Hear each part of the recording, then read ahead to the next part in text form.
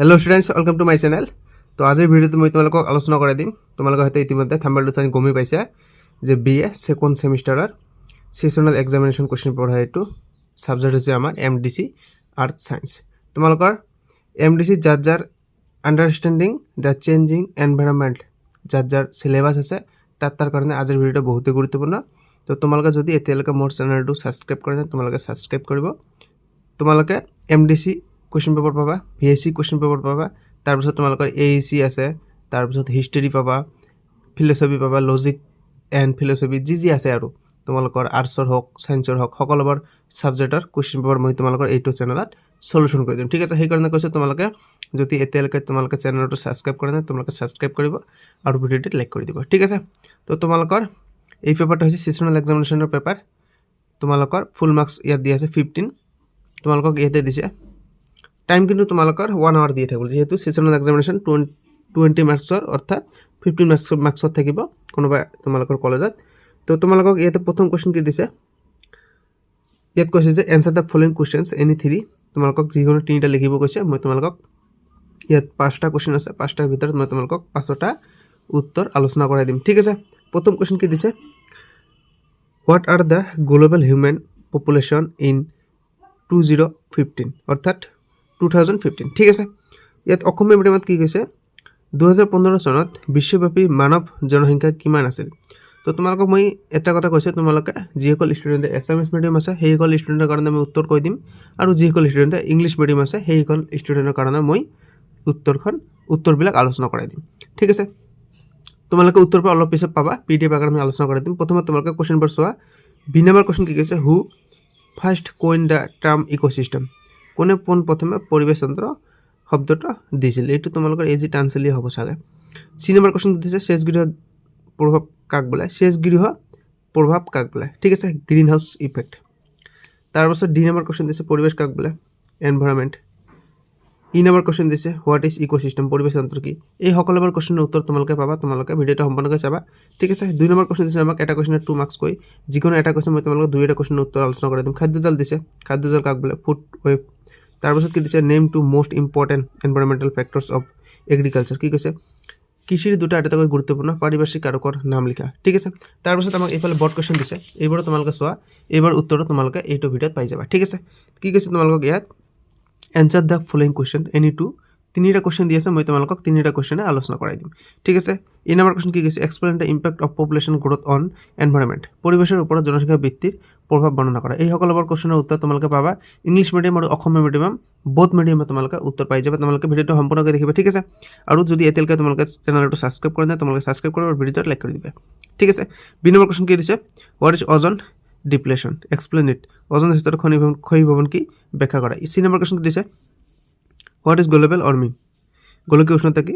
তোমালোকে মুঠতে সকলোবোৰ কুৱেশ্যনৰ উত্তৰ পাবা। ঠিক আছে, তোমালোকে ভিডিঅ'টো সম্পূৰ্ণকৈ দেখিবা।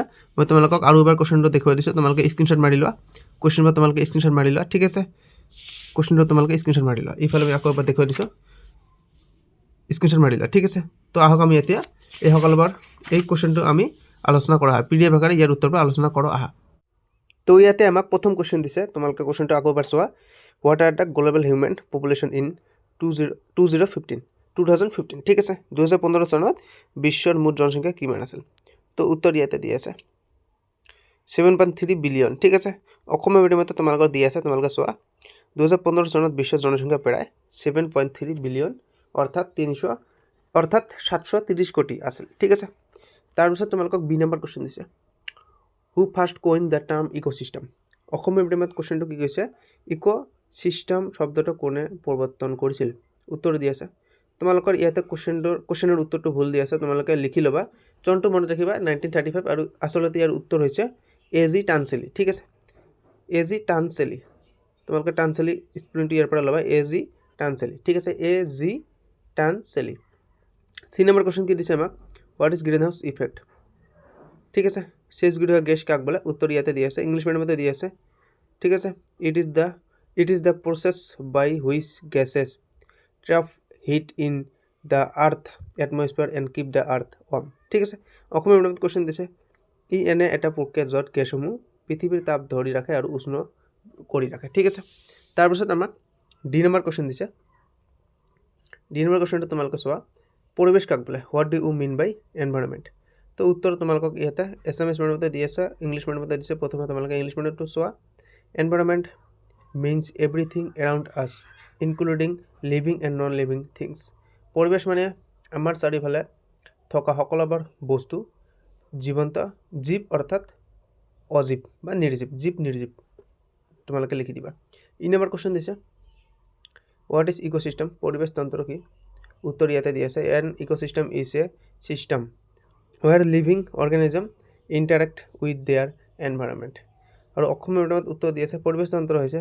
জীৱ আৰু পৰিৱেশৰ মাজৰ সম্পৰ্ক তাৰপিছত আমাক 2 নম্বৰ কুৱেশ্যন দিছে 2 নম্বৰত কি কৈছে আমাক যিকোনো এটা কৈছে মই তোমালোকক দুইটা আলোচনা কৰাই দিম ঠিক আছে তোমালোকে মনত ৰাখিবা প্ৰথমটো কুৱেশ্যন কি দিছে খাদ্যজাল কাক বোলে ঠিক আছে ফুড ৱেব উত্তৰ দি আছে food web is a network of interconnected food chain Asomiya মিডিয়ামত দিছে খাদ্যজাল হৈছে বহুতো খাদ্য শৃংখলৰ সংযোগ তোমালোকে অলপ বহলাই লিখিবা যিহেতু 2 মাৰ্কছ দিছে অলপ বহলাই লিখিবা বি নম্বৰ কুৱেশ্যন কি দিছে name to most important environmental factors of agriculture উত্তৰ ইয়াতে দি আছে মাটি আৰু জলবায়ু সইল এণ্ড ক্লাইমেট ঠিক আছে এই কুৱেশ্যনটো যেহেতু আমাক এই কুৱেশ্যনটো 2 মাৰ্কছ দিছে গতিকে অলপ ডাঙৰকৈ লিখিবা খাদ্যজাল কাক বোলে মই তোমালোকক ডাঙৰকৈ দেখুৱাই দিছোঁ আকৌ এবাৰ উত্তৰটো তোমালোকে স্ক্ৰীনশ্বট মাৰি লোৱা আৰু অসমীয়া মিডিয়ামতে দিছে তোমালোকক এইটো তোমালোকৰ অসমীয়া মিডিয়াম খাদ্যজাল হৈছে বহুতো খাদ্য শৃংখলৰ সংযোগ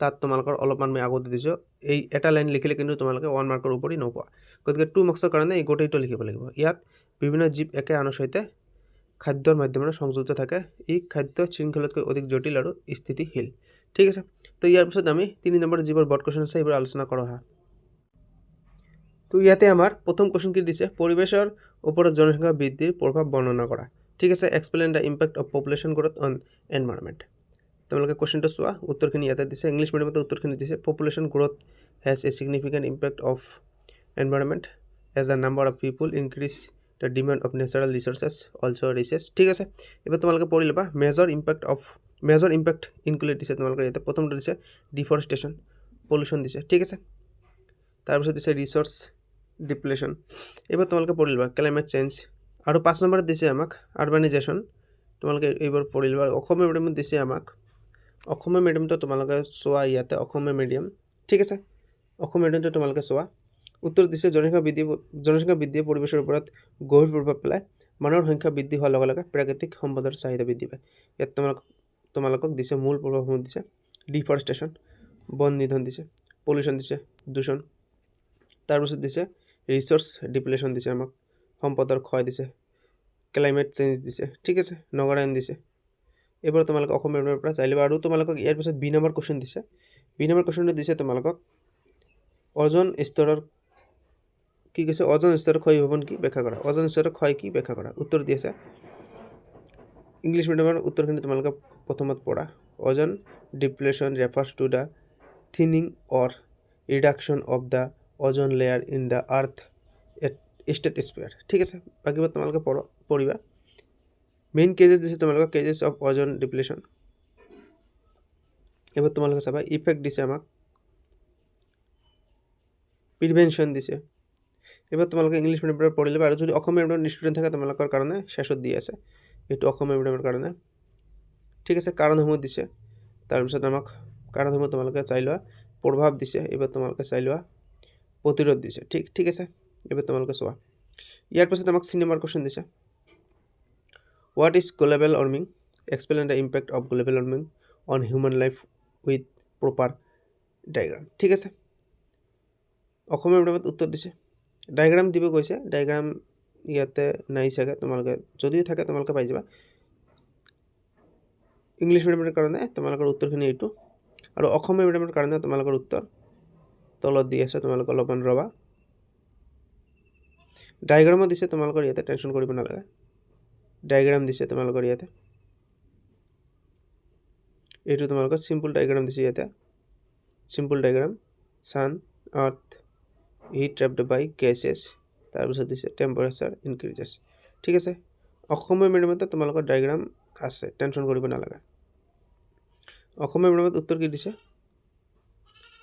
ইয়াত দিছে গ্লোবেল ৱাৰ্মিং মানে হৈছে পৃথিৱীৰ গড় তাপমাত্ৰা ধীৰে ধীৰে বৃদ্ধি পোৱা কাৰণসমূহ দিছে ঠিক আছে মানুহৰ ওপৰত প্ৰভাৱ দিছে মানুহৰ ওপৰত প্ৰভাৱ আৰু চিত্ৰখিনিয়ে তোমালোকৰ ইয়াতে দিছে সূৰ্য পৃথিৱী তাপ আবদ্ধ আৰু তাপ বৃদ্ধি ঠিক আছে তো ভিডিঅ' আমাৰ আজিৰ এইখিনিয়ে তোমালোকক যদি VSC কুৱেশ্যন পেপাৰটো সলিউশ্যন লাগে এইটো আমাৰ MDC গ'ল মানে তোমালোকক যদি VSC কুৱেশ্যন পেপাৰটো সলিউশ্যন লাগে তোমালোকে কমেণ্ট কৰিবা মই তোমালোকৰ কাৰণে VSC কুৱেশ্যন পেপাৰটো লৈ আহিম ঠিক আছে বাই বাই টেক কেয়াৰ